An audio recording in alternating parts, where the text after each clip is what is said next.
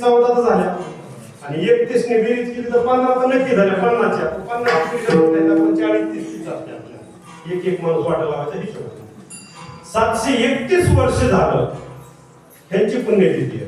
आता इथं सगळे वाचलेले किती जण आपल्या आजाची पंजाची पुण्यतिथी करतात बरं? वर बोट करा म्हणजे कुणी करीत नाही असं नाही, असं नाही, कुणीच नाही करीत. आजाची पंजाची कुणीच करीत नाही.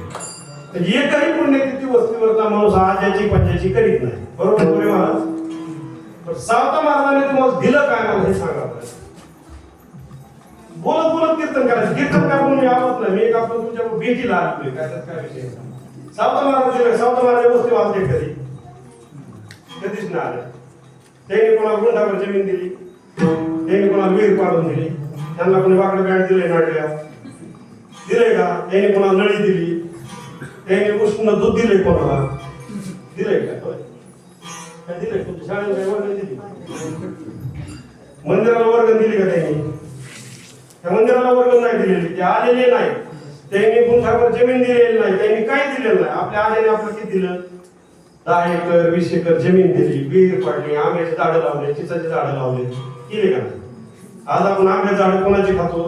आंब्यामध्ये लावलेच का? वडिलांनी लावलेले खातो. आजा पंजाने जमीन दिली, आंबे दिले, विहीर दिली, गुरं ढोर घरदार सगळं दिले आपल्याला.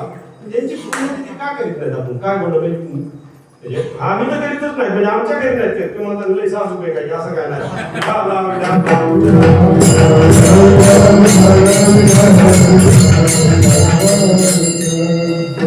आपल्या राजा पाहिजे कोणाची इतकं 50-50 एकर जमीन दिली होय, द्राक्षाचे बाग आहेत सगळे. आज आपलं कोणामुळे त्यांनी टिकवलं म्हणून तरी आपण त्यांची पुण्यतिथी करत नाही.